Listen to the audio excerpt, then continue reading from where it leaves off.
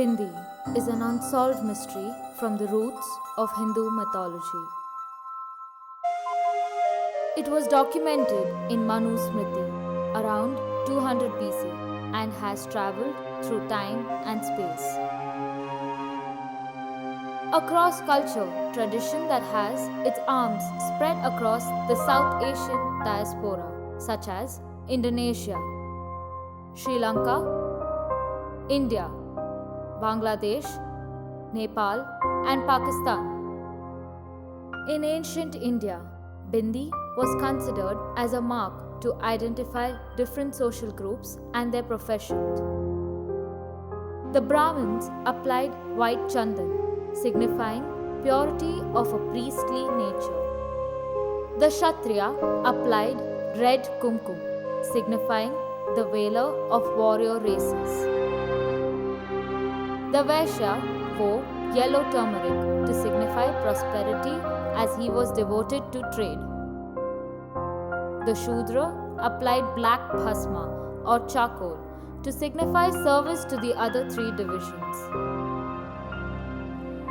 So in ancient days, there used to be we did not have sticker bindis or the colorful ones. They used to use more earthy components to put on their forehead, and the three main things were chandan, basmam and kumkum. Each of them had a certain meaning or a certain symbolic gesture. So if you see in South India, if you go to Kerala, 90% of the people wear chandan, and the reason is because South India is predominantly a very hot place. Chandan has a very cooling effect. Sandalwood in general has a cooling effect. If you have a pimple, you'll find that a naturopath will tell you to put it on your pimple because it cools down the body. So similarly, chandan is put on the third eye or your Agnya chakra to help cool down the entire body. Bhasmam, on the other hand, is ash, which is made out of burning things. So it is a reminder of what your body will essentially become in the long run, to live every day to the fullest. If you look at it in a negative light, like, oh my God, how can I wear something that's, dead? But it is to remind yourself to live every day to its fullest and have a physical reminder. So when you look at that bhasma, when you put it on your forehead, you remind yourself. And it is why that people that meditate or people that do a lot of yoga will wear a lot of bhasma, because that is their journey in life. To understand that this body is after all just mortal and it will die, but the true self is eternal.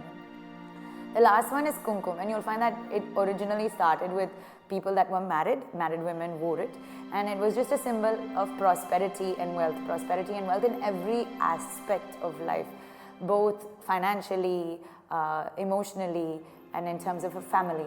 So that was kumkum, and that you'll find that mostly married women wore. So those are the three types of bindis that were there previously.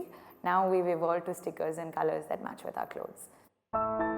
A married woman wears red bindi as it is considered auspicious and healthy for a long married life. It is also believed to increase the sexual desire when applied as sindoor. And therefore, a widow would wear no bindi. It is also a sign of respecting her loss. When a widow, you'll find that they rub off their bindi.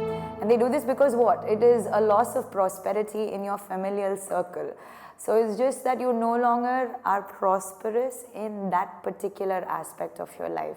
But soon after, you'll find that they start wearing bhasmam. It's not that they stop wearing bindis. So that same gland is stimulated, but you'll get a different reminder to channelize your life in a slightly different direction, directed towards a higher purpose, towards community rather than just family. So you have bhasmam to remind yourself that if your husband passed away, soon even your body will pass away. So channelize your efforts towards something more concrete in life. Bindi is also considered as the third eye. It is said to be the point of creation, the mandala, the symbol of universe.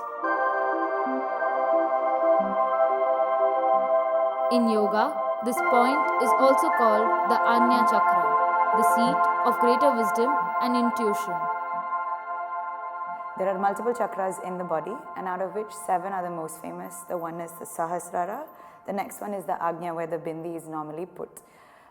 This is considered the point of intuition, point of knowing when you have gut feelings. So Hindu scriptures represent physical things through symbolic meanings. That is why you'll have Shiva represented with a third eye. In fact, if you go into Buddhist philosophy, you'll see Buddha often also having that third eye. And that is essentially them connecting back to their inner self.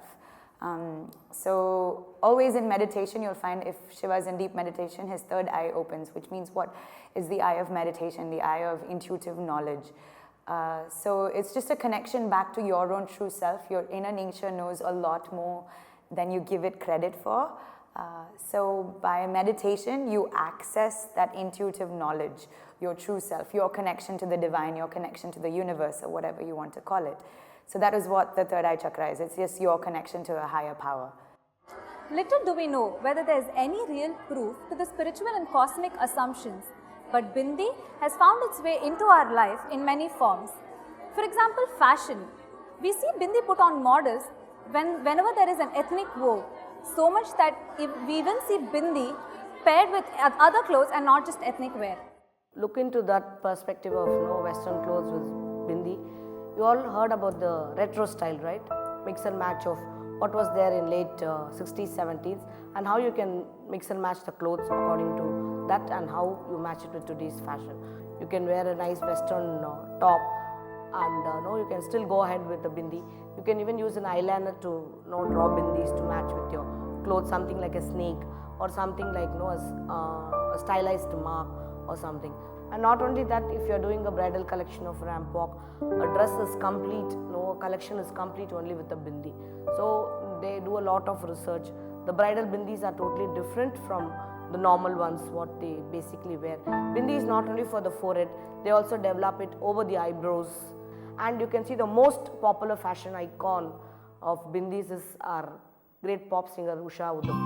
You can see she'll wear a Kanchivaram sari, she's singing English song, but she'll wear that, and she wears huge bindis which has got a Om or a Shri embedded in that bindi. So I feel that it is a part of a fashion collection bindi, to which whatever attire you wear in today's.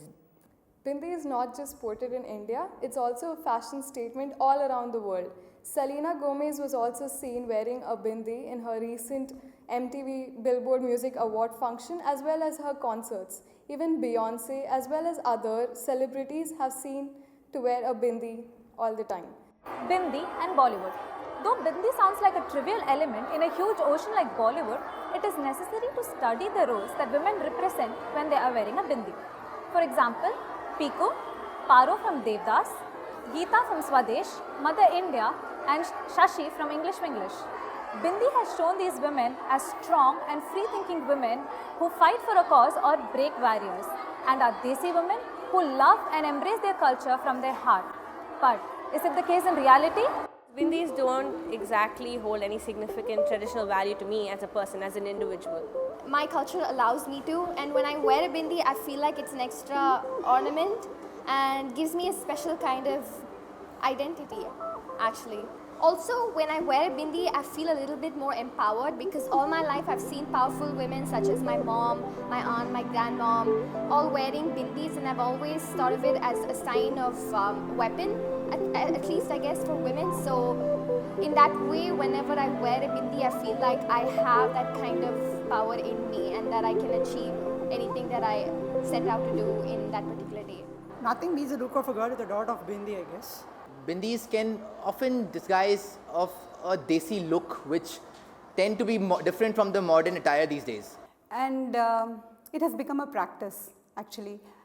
People who belong to my age definitely cannot think of a day or cannot think of a minute without bindi. So it has become a part of our body as such. The pottu has absolutely no scientific backing. Wearing it does not increase or decrease the lifespan of your husband. It is just to cover the light sensitive areas in between your eyebrows for both men and women. No man need to show signs of marriage or widow, whereas a woman ought to. Except as a colorful embellishment, pottu has absolutely no value or does not add any practical value to a woman's life. Every day I used to perform puja religiously. During that time, I apply vibhuti, chandana and kungumam. Some say applying bindi cures headache and sinus, while others say it's an acupuncture point. Let's see the realistic and scientific point of views by experts. The Bindi point, in acupuncture it's also called the extraordinary point. So what it does is it actually controls your various glands, the pituitary functions, as well as endocrine system. It manages the endocrine system, and it helps with nasal congestion, helps reduce your headaches. So all you have to do is press a few times continuously on the Bindi point, especially for women because of regular hormonal imbalances and thyroid problems.